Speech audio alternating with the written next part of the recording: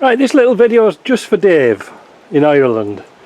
He wanted to know about the two-wheel drive system.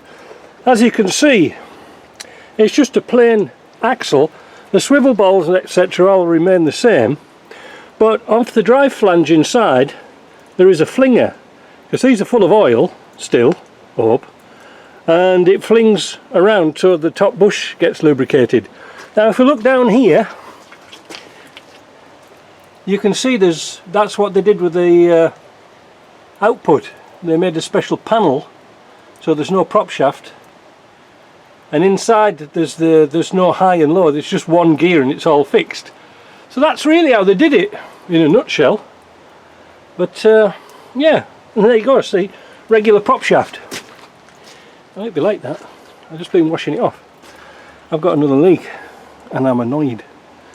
So I've washed it all off,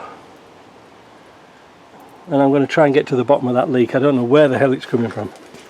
But anyway, that's a two-wheel drive, that's how it works. Good, isn't it?